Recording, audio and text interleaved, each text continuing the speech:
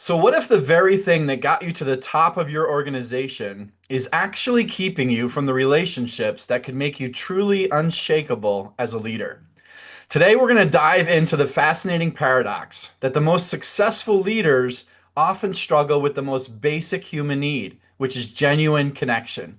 We're exploring how vulnerability actually isn't weakness, but it's currency, and how your business skills can actually create deeper relationships, and why the loneliness at the top might actually be revealing something crucial about leadership that nobody really talks about.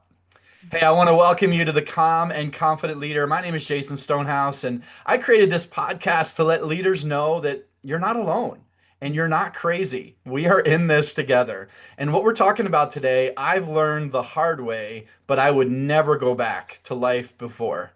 I want to encourage you to share this podcast with others, subscribe to it so you don't miss any of this great content.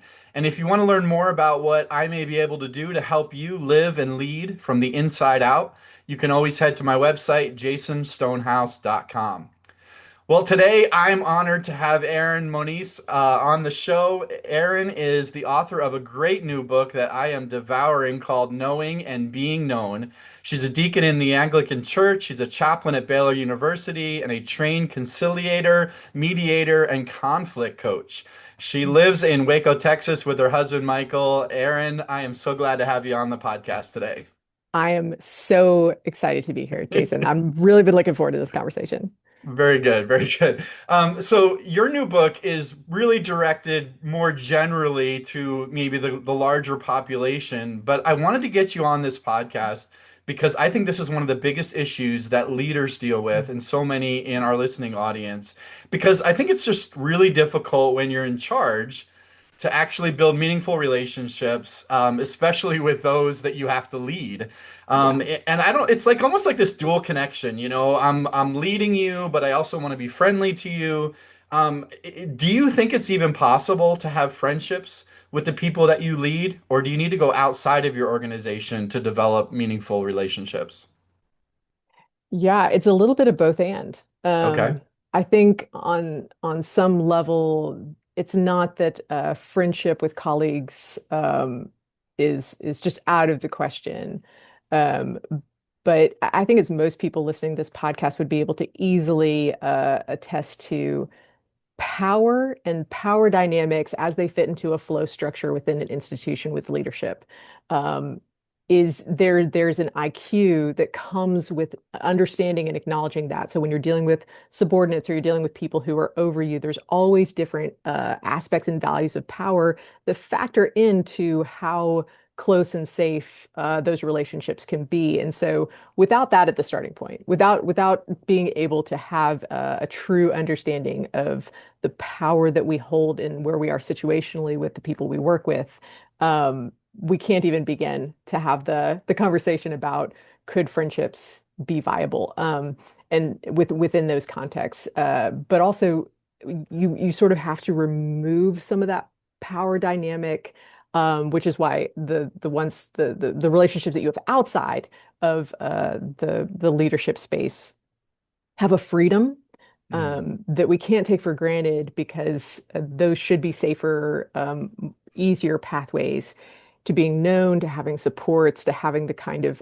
healthy inner life that every leader needs. But I don't think it's necessarily a either or this or that. I think Sure. there's just discernment that has to be involved, starting with the variable of power. But I also think that there is as a leader, there's so much pulling for my time and attention, and it almost feels sometimes like relationships outside of that context feel like just feel like you know, something I can't afford, a luxury. That's the word I was looking Yeah. for. You know, like I don't know, do I have the time? But in your book, I really feel like you're pushing on this idea of this is critical. Like Yeah. this is like a non-negotiable. Can you Yeah. speak to that a little bit? Yeah, absolutely. I think, and this will be different for people depending on how they think about their faith, how they think about how much that plays into their life. But in most sort of essential terms across the board, I think there are questions that lie at the heart of all of our understanding of what does it mean to be a fully actualized, successful adult human being, and where does our worth and value and identity come from? This is, I think, a journey for everyone. It's certainly one that I do with my college students at sort of this beginning level, starting with this idea of what I achieve, what I do, how successful I am at that. Where does that fit into these essential questions of what gives me value and identity in the world? Because it's not that these things don't inform that, but they also just can't be the full substance of my life and what I sort of hang all of those questions on in terms of uh, am I a valuable, successful person?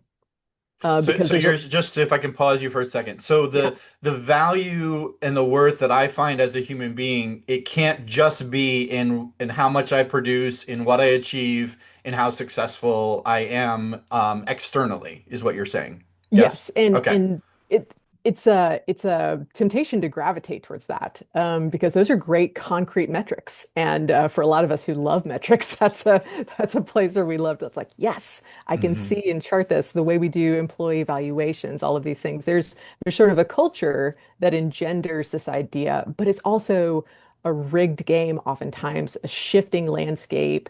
This isn't, we don't operate in systems of fairness. We don't actually have the ability to control the destiny of this metric to a place where we're always living in sort of the stability and flourishing that we would like to see.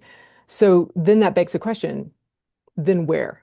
Then from Hmm. where does that come from? As I'm still tackling these things, as I'm still trying to be an efficient and effective leader who has demands and responsibilities that I'm driven towards, that I'm duty bound to prioritize. What does that mean for just who I am as a human, and where's the stable ground where I can continue to exist as a flourishing human being, come what may, with the Hmm. with the swirling circumstances of every other aspect of my life. And I Hmm. think that is a critical human question. It's a question I think we're all asking implicitly, whether we believe it or not. Hmm. But that is why relationships are critical. That is why having a place where we are seen and known, having a place where we are not being weighed and measured by the kind of metrics that we have to be beholden to in our workspaces, um, is sometimes the only solid ground we can anchor into for the prospect of failure. And Hmm. this is again like at the end of the day, and I don't want to just like completely give away the ending here, but only free people can succeed and fail. Mm. Yeah. Only Yeah. and we say that and we're like, okay, but what does that mean? And I think we have to drill down on like, what does it mean to be free? What Hmm. enables you to be free? Because if I am free to fail, if I am free to try something and have it go dramatically wrong, Hmm. and still be able to not have that completely implode and crush my sense of self. I mean, Hmm. still, no one loves to fail. These are not Hmm. fun things. We're not going to Right. feel good, but there's a difference between feeling the ache and difficulty of failure and then having that inform the core and essential identity and value of who you are as a person. Hmm. Those are two Uh, completely separate spheres. yeah. So what enables us to actually separate those two? I think that's why we have to talk about intimate relationships. Yeah, yeah, no, absolutely. And you and I both being Christians and followers of Jesus, we would say that even in the best relationship, human relationship, there's still going to be a little bit of that measuring and metric and, are you going to let me down? Are you trustworthy? And so, Yeah. you and I would say, it is our faith that is that grounding place for us to say, I can be completely authentically me and be okay with failure, knowing I'm fully loved and valued by God. But then coming from that space now, I can actually enter into relationships in a very different way than if I'm needing relationships to do something for me. Is that a fair way of summarizing? Yeah, absolutely. And I think what's critical in investigating these things and talking about them is growing up in church, you hear your whole life, like, you're loved by God and God is the only one who really matters when it comes to these things. And I'm not saying those things are untrue. I'm just saying that they are entirely abstract and they're Hmm. they're sort of nebulous in a world where you and I exist in these concrete forums where the ways and measures, and even in intimate relationships, uh, just God loves you, and because you're loved by God, you're okay Mm. just doesn't cut it. Just Sure. a concept that unless it has an actual embodiment that is regular and consistent and continues to grow and deepen, which is why, again, I think intimate relationships is the forum in which we investigate this. Uh, those are just ideas. And they're Mm. ideas that don't make me feel better at the end of the day when I've let everyone down. Mm. And so some of the shift for me in thinking about a theology of intimacy started with just wanting to like help my students have better, like more successful relationships, but ended up being a process of discovery in which I realized like, oh, for me to actually live free in the world as a person who is loved and saved and valued by Christ is to understand that relationships are not just the ends, but also the means by which I stay grounded as a person who is free and full and loved. And that those ideas take shape in a way that then adds merit to the weight of those concepts where I can then be Mm. free. So I know this is like I'm sort of talking around it, but it's it's the idea that I can't just forego these relationships anymore. These aren't a Sure. serving suggestion. Right. Somewhere along the way, these concepts that bring truth to my existence have to have some reality. They can't Hmm. just be ideas. They can't just be sort of theoretical, spiritual concepts that we learn in Sunday school. If they're not true on a gut level, then I'm just going to live my faith in sort of a functional atheism where I believe these things in the abstract, but I still, at the end of the day, believe it's all up to me. Like that Mm. it's still all up to me to get what I need relationally, to get what I need vocationally, to actualize myself, to have my life be lived well. Mm. It still feels like a scarcity mindset and not a mindset of abundance. And the question I asked along the way is like, what shifts that paradigm? Hmm. What actually allows me to live as a person who comes full to my relationships and full to my work, which gives me the freedom to succeed or fail, to kill it, to take vacation, to have the freedom to where these things are still important. I still love my work. I still want to dig into it. I still want to do the best, but now these things no longer get to own me or define me. Yeah, I love that. I love that. But I feel like we need to go back because I'm thinking of a lot of our listeners are like, man, I don't even have time for a friendship. But this is what I think most of us define as relationships are not what you're talking about. Mm, And even throwing around that word intimate relationship, yeah. probably most of us are thinking about sex, right? And we're Yeah, thinking right, like, right. okay, Just I go only straight have there. an intimate relationship with this one person. What Yeah. are you talking about?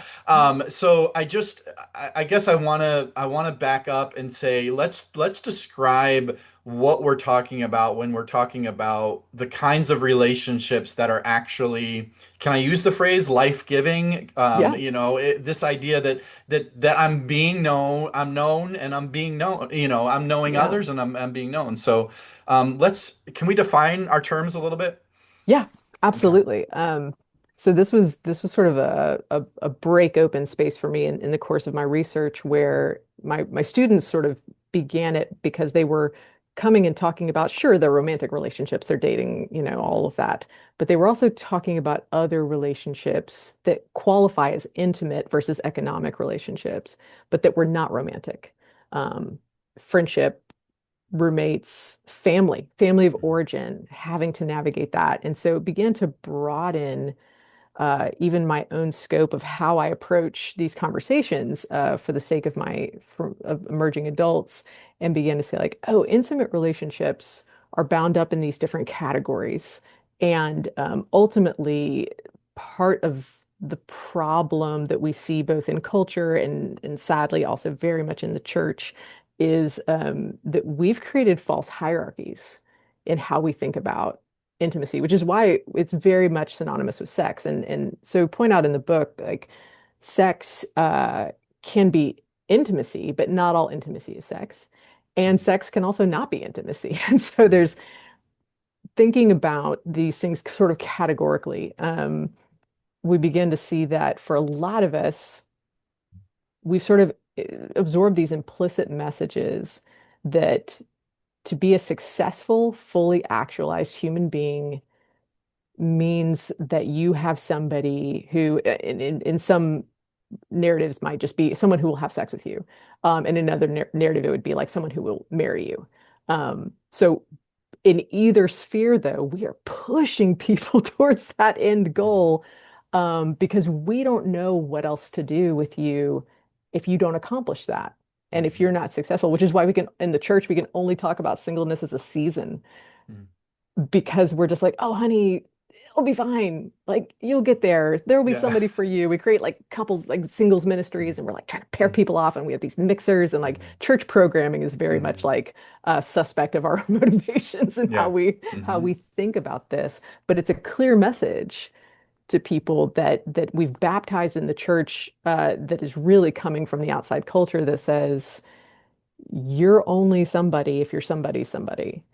Mm. And in a lot of ways, we we are now taking a sort of precarious set of circumstances that may or may not pan out and saying your worth and identity as a person is tethered to this. Sure. So good luck Hmm. and find someone and don't screw it up and don't get divorced and don't don't fail and you be viable and attractive. If you never have sex, if you're never kissed, if you're never dated, if you're like if you can't have this, then you might be less than a person, and we won't Hmm. know what else to tell you. And so yeah, so for thinking about intimacy and sex, and as leaders who may have limited time, limited bandwidth, limited ability, some of our starting place, I think, is demythologizing the way we think about what intimacy is and what's available to us. So I believe intimate relationships can be any sort of generative closeness that allows two people to be able to bring out the goodness and the best in each other reciprocally Hmm. to be our best selves, and that gets more and more powerful the closer that we get. Um, and so honestly, I think for a lot of us, the heartbreak of our lives has been the death of friendship. Um, because we Hmm. might have these really great friends as leaders. We may not be married, or our marriages may not be this place where we have all the things that we need in that capacity, but we don't see friendships as an intimate relationship. They're always sort of the relegated character in the movies and the TV shows, right? Right. It's like friends are nice, but like they're not going to fulfill you. Hmm. Only romance can do that. And I think that's one of the lies that falsely orders our pursuits of Mm. intimacy. So in some ways, a sort of more robust theology of intimacy actually broadens not only our access, but our imagination for how to be seen and supported and loved and cared for without having to follow very narrow and specific paths that just don't have guarantees. Right, right. So you're saying we need to recapture this idea of what friendship can be and demystify it as, something that it's not. How would you, I guess, how is the marriage relationship, you need more than the marriage relationship. Would you propose that? Like, how many of these intimate relationships does a person need, particularly in a high capacity leadership area? Yeah, well, I mean, you've got things like the Dunbar rule and like folks who try to, create this idea of like how many relationships you can sustain at any point. I would say this. I don't think it's so much about the quantity so much as it is about the health Okay. of the relationship. So even if you have just one or two, and they are super healthy, I think you're good. I think you can have your people, and the quality of those relationships is really better than the quantity. Because Mm, again, we're working with some sticky variables.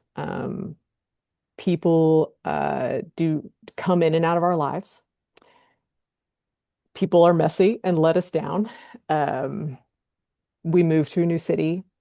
We have a child with special needs, and suddenly our entire life shifts in terms of what we can give to others. So, um, knowing that to take some of the pressure off and just to be able to sort of reassess our landscape, and to say, like, if I can have just a few relationships that are quality, that that's still, I think, a stable, firm ground to be able to stand on, even if that also evolves and changes over time. So marriage and friendship, I don't want to do to marriage and friendship what we've already been doing by like trying to elevate marriage and by doing so diminishing other things. right. The idea is not to reverse that. It's this idea that friendship, the art of friendship, I think is a tide that raises all ships.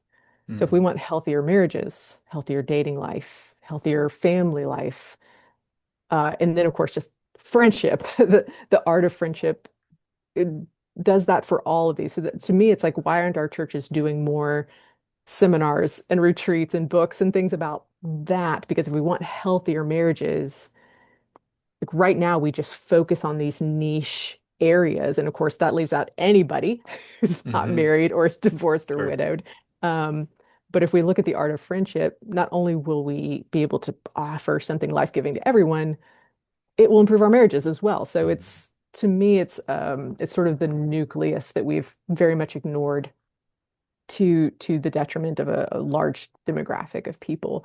But for leaders who are there, the more public your job is, the more public your leadership role is, the more sort of responsibility that might be a part of that mantle, the riskier it is to be seen and known, because that intimacy requires vulnerability. Vulnerability is incredibly risky, mhm, always. Um, and so even to say just for a few key relationships, there's still always the sort of process of how to develop those relationships with a sense of depth, um, safely, when there's a lot at stake. hmm. Yeah, actually, that's where I wanted to go next because I think one of the most countercultural ways of, particularly for those that are listening to this podcast, Yeah. as a leader, it's hard for me to turn it off, right? Like, so I'm being told, prove yourself, fake it till you make it, put your best foot forward, right? All of these Yeah. things. And so if I'm doing that in my work environment or I'm doing that in my leadership at a church or an organization, then I go in my daily life and I'm trying to connect with people relationally. I'm trying to connect with my spouse or my kids or whatever. It's hard to turn that off. And yet you're saying that vulnerability, and I know Brene Brown writes a lot about how Right. vulnerability is the key here. Yeah. You call it the currency of intimacy. Yeah. So what I'm hearing in that is like this is again another non-negotiable. You want to develop meaningful relationships, you're going to have to do vulnerability. So, speak to us as leaders who have a hard time turning off the fake it till you make it. And how do we start to move into this space of vulnerability? Yeah. No, this is such a good question. And honestly, the answer is fairly accessible. This is sort of what I love about it, because so there's two parts. There's two parts to thinking about why we have to engage in these topics and why we have to seek intimate relationships, seek being seen and known. The first is that the only way for you to have intimate relationships is to be a little vulnerable. Like you can't, like it's everything stops at the water's edge if you can no longer continue to be vulnerable. But like we said, vulnerability is risky. And so what happens in relationships, like my students, they jump into relationships and they're way too vulnerable, way too quickly. They're just like, emotionally, physically, whatever. And what makes that unsafe is they also haven't had a parallel track of trust building. And so these are sort of the rails that we're operating on is we think about vulnerability alongside trust building. And so the healthy road towards not being overly vulnerable or being isolated and not vulnerable and pushing people away is that it has to come along these parallel rails. So for people in leadership who also understand the currency of trust building and how we function as leaders. To me, that's a very accessible move over. So, like, it's not the fake it till you make it, it's not the exude confidence, always sort of thing. But at the heart of, I would hope that any healthy leader would be attempting is that trust building is fundamental to good leadership because if people don't trust you, if you don't trust the people over you, if there's like that metric, Stephen Covey writes about this in The Speed of Trust. It's, both interpersonally and institutionally. Like you don't have it, good luck. Mhm. It is key in how we think about ourselves as leaders. That's a transferable practice to thinking about our interpersonal relationships and saying vulnerability has to be built in sort of this continuancy of how much I give of myself, how much I allow someone in, and trust building. Because our most intimate relationships are the most dangerous. I think I say this in the book, but it's like my husband and I, we got nuclear silos worth of ammunition on each other because Right. that level of intimacy is now so profound over such a long time. And you can live in sort of an anxious shadow of that nuclear silo, but you don't if you've also built all this trust. Like, I'm not worried about Mike loading up his weapons and taking aim and just like annihilating me. And Mhm. he's not worried about that for me because even though we have all of this ammunition, we're not we're safe from having that turned on us Mhm. and used to annihilate us because in the course of that we've realized this is a safe person who's not a trigger happy person who is not trying to weaponize things against somebody else who's Mhm. not this full of like these insecurities that are going to cause all of this worry about how much power they have in my life. And so the healthiest relationships are stewarding vulnerability with trust building. So that's one. That's Okay. one is trust building and thinking about this in terms of Yeah, and I just, and I do think the trust building, you're right, it is in our toolbox, right? As a leader, it yeah. better be, especially if you're bringing any kind of change in an organization or you want to take people. If you just want to maintain where you are, maybe you don't need Yeah. that much trust. But Yeah. but if you want to go anywhere new, which is what the whole definition of leadership is, I'm going to need trust. But I also find in so many folks that they are so trust deficient when it comes to their personal lives. So hmm again, it's like this compartmentalization that tends to Yeah. happen where I know how to build trust over here. I don't know how to build trust over here. Yeah. And that comes to part two. Because I'll do this with my students. I'll draw this little like, graph on the board and I'll be like, look, trust, vulnerability. It's like on these parallel rails. This is the way it goes. And they're writing it down and they're like, oh, healthy relationships. This is how it works. And I'm like, yeah, it feels like a pretty simple concept. Like this isn't rocket scientists. Mhm. Like the trust Mhm. and vulnerability being on parallel rails, that's a fairly common sense application of stewarding these things. And yet, we sabotage, we get in the way, we struggle. And so I turn to them and I'm just saying, why can't we do this? Why isn't this just a simple application of principles? And so that's when I tend to like take a big marker and I just write in big smearing words the word shame Mhm. across. Mhm. Because there's something else at play here that is just below the surface that we have to pay attention to because if it's just a simple application of principles, there's nothing stopping us, Mhm. but there are things that are stopping us. And that is the enemy of intimacy is shame and vice versa. These two are all inside all of us and pulling us in opposite directions always. And so intimacy says, be vulnerable, be known, be seen, take risks. And shame says, you better not You better not tell anyone about that because everyone will hate you. No one will hire you. They like hide that.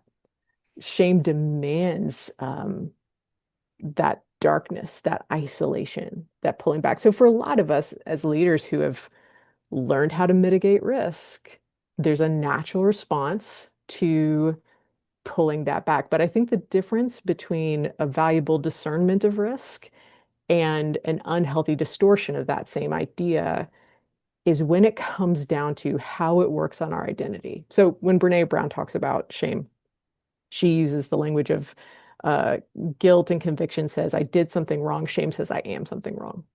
It's a very subtle but important distinction when we're just talking about how we function as a person and how we think about our identity and who we are.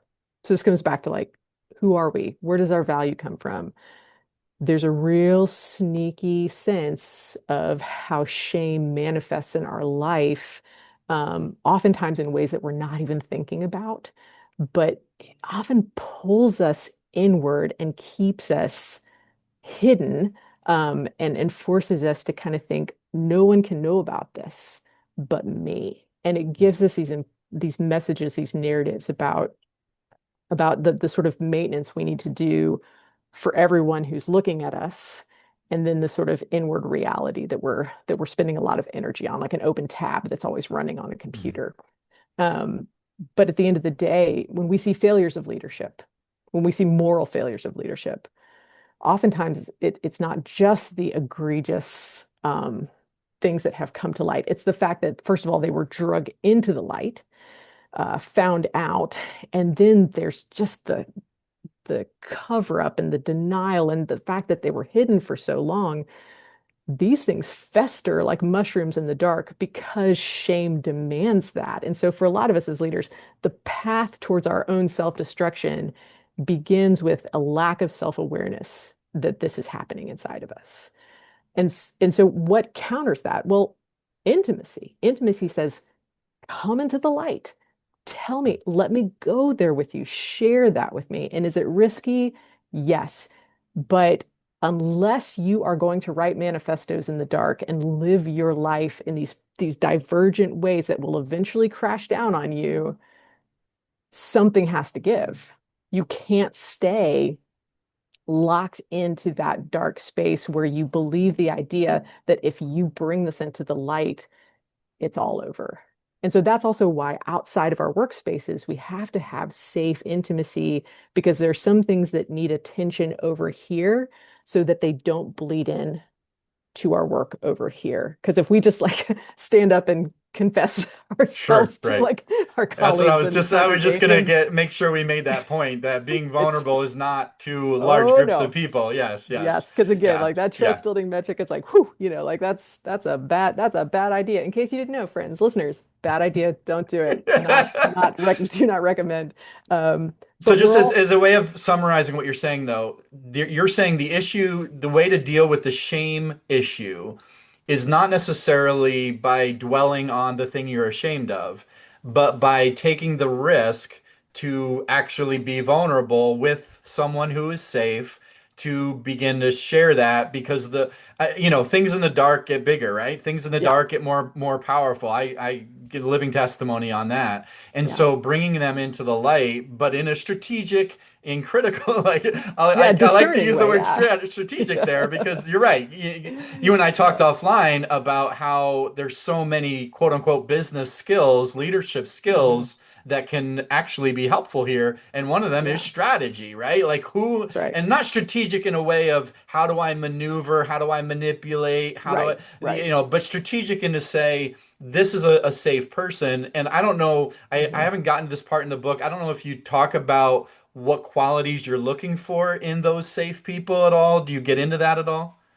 No, so some of it is actually something that social scientists have already reckoned for us. So I start with sort of these re sort of reductionist charts of like the formula for healthy relationships has these components. So you've got self-sacrificial love and attention and curiosity and like communication and trust building. So there's sort of this basic sort of chart because outside of even a faith environment, the Gottman Institute and others who do this as sort of a scientific research peer-reviewed method know and have proven and reproven and reproven and restudied and reproven the basic components of healthy, sustainable relationships. And so like Mm. that's already something that Easily we're accessible to it's anybody. yeah, it's Right. easily Yeah. accessible. It's sort of reduced in the books or that kind of as a handy chart, but it also tells you about the kind of person you want to be and the kind Sure. of people that you're looking for. But honestly, Jason, at the end of the day, like if that person just has to be a therapist, then start there. Right. Start Exactly. there, because even though that is an economic relationship and Yeah. not an intimate one, I mean, that's what the money's for. It is still a space where things that tend to grow and fester in the dark can be brought into the light, Mm. and they lose a lot of power.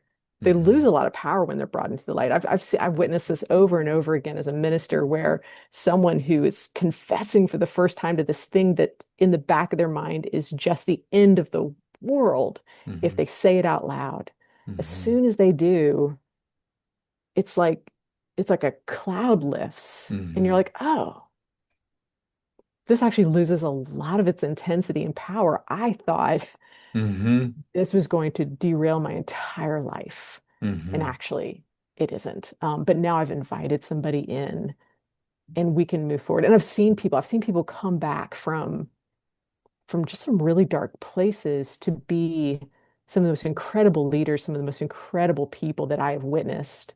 Um, because the one shift wasn't that they were a perfect person. It wasn't that they weren't still messed up or still didn't have things to heal from, but they no longer attended to the business of hiding. Hmm.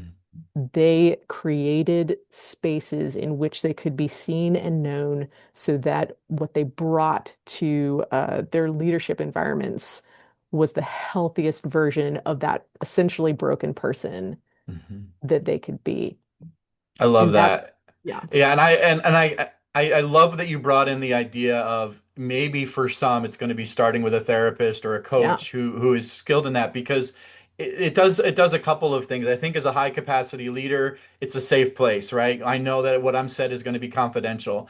But I think on the other part, you can start to build the muscle, I would say, yeah, of being vulnerable. And hopefully, if you have the good therapist, they're starting to model for you what it looks like to develop these kinds of connections, these kinds of curiosity and relationship building that then you can start to say, hey, I was able to do it there in that setting. Now let me step out of that setting and see if I can start practicing with some of those things.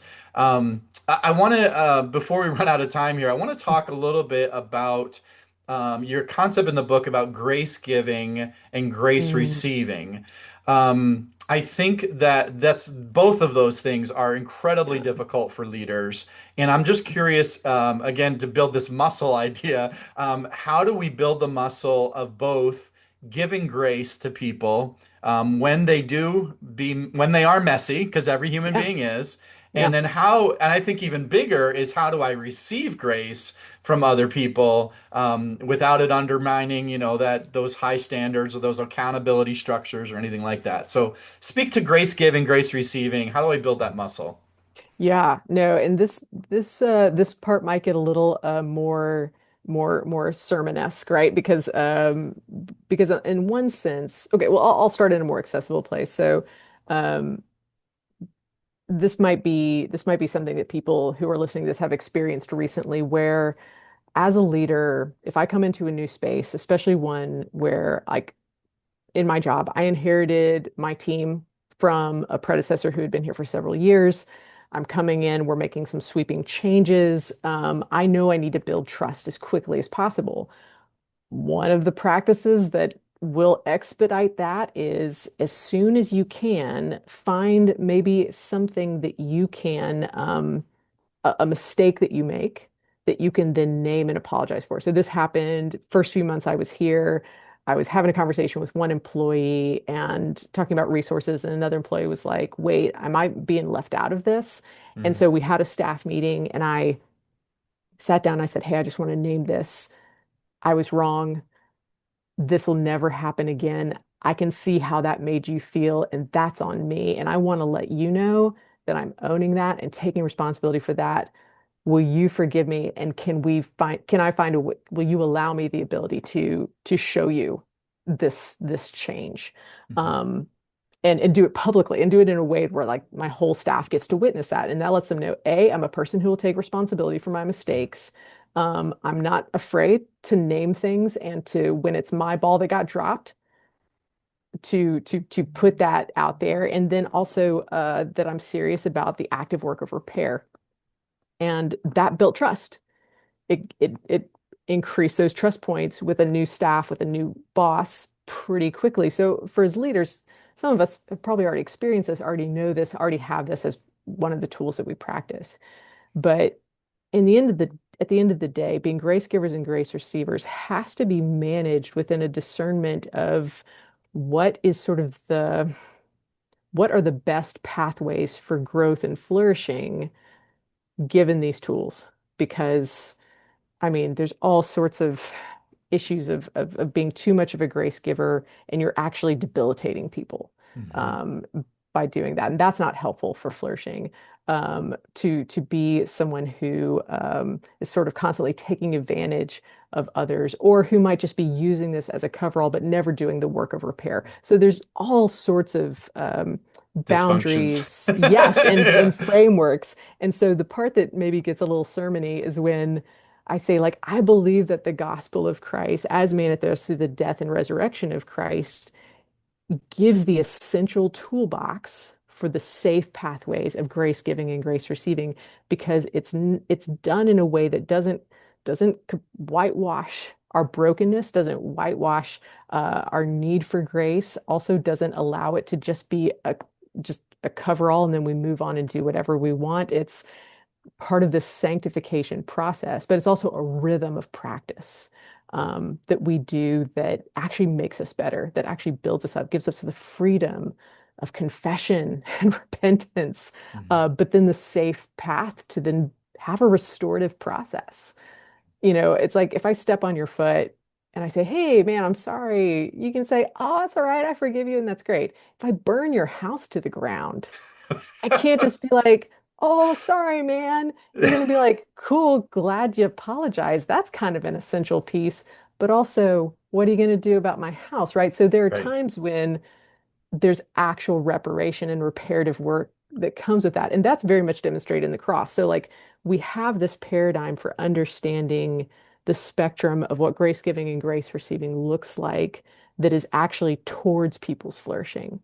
Mm. And in a work context, we know that there are times when we get to forgive and extend grace, but you're still getting fired. Yeah, Like, right. right? Right. So like Yeah. those sort of things where it's like, yeah, no, there's still a forward process for you, just not here Mm. Yeah. anymore because those consequences are still very real.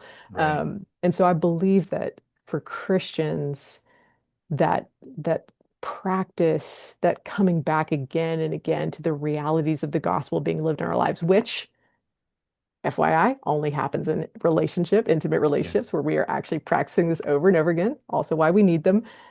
That is what gives us the ability to be grace givers and grace receivers in a way that isn't actually diminishing or malforming us I as love that. people, but Uh, is actually making us better, is moving us towards better versions of ourselves that are already a part of who we are in Christ. It's just mm, calling us up to that and giving mm, us freedom in being able to be broken people and mm. acknowledge that we're broken people through those practices of repentance and repair and grace giving and grace receiving and being on both ends. It Yeah. works on us I love. inevitably. Yeah. So yeah, that's kind of my No, that's great. I just love how deep a thinker you are about so many of these concepts, but then you can bring it up. And speaking of that, one of the things I love to do on this podcast is, we've talked a lot of philosophy today. We talked a yeah. lot about, the what's behind a lot of these things. Can you give us one or two, action steps in the next, 24 hours, 48 hours, next week that we could start to move towards? Maybe a recapturing of the kinds of relationships that we're made for, we're designed for.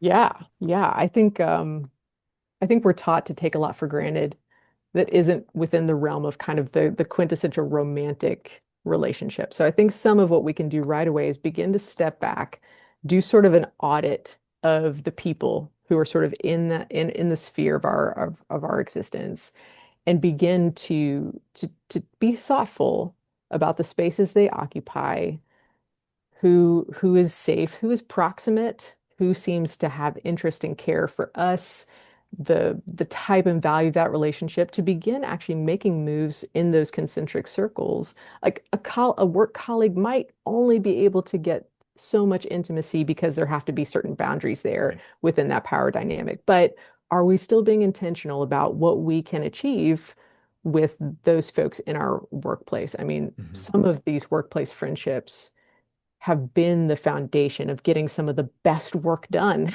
Hmm. that you're able to achieve. I mean, Hmm. there is a currency there that transcends just mere networking and use of people in a utilitarian sense. Sometimes that friendship engenders some of the best teams and best ideas and best leveraging of goodness in our work. Yeah, goes beyond just knowing the right people to put in the right places. Hmm. And so I love being that. able to take an audit both inside and outside of the workspace of who is here, and allow yourself to be surprised by the potential of somebody who you may have sort of taken for granted or written Hmm. off. But then try to see if you can place people sort of proximately and get a sense of like, okay, who are the ones who might be safe pathways, and then begin to work on that vulnerability trust building. And it takes intentionality, it takes time, and sometimes it doesn't pan out. And you're like, ah, that person is Yeah. great, but they never have time for me, and they've already got their friend group. Okay, on to something else. And so there's some stamina involved in There's been making a them. there's been a couple different contexts that I've been in where like I go into a new organization, a new role, and I don't know if this is what you're saying, but I'm just trying to capitalize it in my world here of like I almost interview these people like Yeah, and it's not to true. say Yeah. it in I don't tell them I'm interviewing them, but like hey, let's go for coffee, let's go for a beer, whatever, and let's Yeah. have a conversation, and in that conversation I'm just kind of floating out some things, maybe being somewhat transparent, maybe a little bit of vulnerability, and seeing how they respond to that. And I sometimes it might be three or four or five, different men that I'll go out and say, Yeah. hey, and then once I land on somebody, I say like, hey, would you like to do this? Could we do this like once a month? I just don't have these kinds of, I know it feels somewhat artificial, but I'm just like, I don't know another way to do it from my chair, as a leader. Absolutely. It's dating for friends. Like Yeah. like dating in its most utilitarian sense is Yes, very much yes. like a mechanism by which we are making these judgments and yeah, auditioning new people Yeah. to There you go. That's see a great word for it.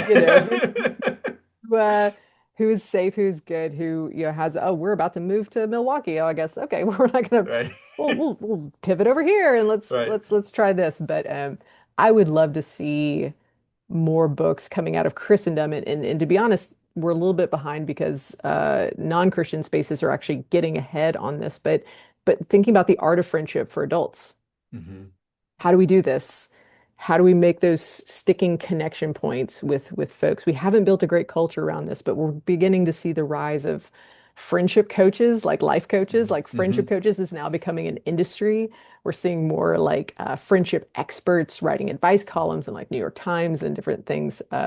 We're beginning to see like like a culture of friendship that's beginning to come out of the woodwork, which is exciting to me. But I Yeah. would just love to see that enrich our faith spaces as well. And we're a little bit behind the curve on that. Yeah. But in some cases, there are some best practices. There are some practical applications. There are some creative, problem solving. And maybe the listeners of this podcast, you already may be able to have those mechanisms. You've just never flexed those Right. In towards, this space. Yeah. yeah, Yeah. towards the Yeah. building of friendship. Hmm. But it starts with just taking it seriously Yeah. I love and that. taking inventory and starting where you are. And again, you may find yourself in an absolute wasteland. And if that's the case, start with a therapist, start with a spiritual director. Those are sort of the entryway Hmm. relationships where you can be seen and known, have moments that are just for the filling of your own personhood, and then from there can begin to build out. Oh, But I I think love I that. think we can all get there. Oh, that is so good. Erin, if people want to follow you, get to know you better, what would be some ways that they could connect either on social media or how do you want us to connect with you? Yeah, because it's an occupational hazard of student ministry. I am on the socials. I'm not on TikTok. I won't go there. I just can't. But I'm on Instagram and X, Twitter, and Facebook and Threads. All a lot of those spaces as Erin F Moniz. The handle's the same across the board. And my website is erinfmoniz.com. Um, and people So can the learn. F is important, right? Erin F Moniz. Yes, Yeah, okay. there apparently are a lot more Erin Monizes out there than I anticipated when I married my Portuguese husband and got this, cool last name. But yeah, so it's just That's branding. What is awesome. it? Like my students, they're the experts on this. I just follow along. But No. but yeah, so that's where I am, and my book is available anywhere. The books Yeah. are sold. But I love engaging with people who yeah, are having just thoughts about this content networking. So I would just say don't hesitate to reach out. Mm. This is the stuff that I love, this sort of engagement. So yeah, I love having these conversations with folks. Awesome. Erin, thank you so much. This was so rich. This could go on for much longer, and I appreciate so much your investment in our listeners. Thanks for the invitation to this conversation, Jason. This is awesome. I love this and I love this forum and I love what your podcast is doing. So thanks Mm. for the opportunity. This was super fun for me.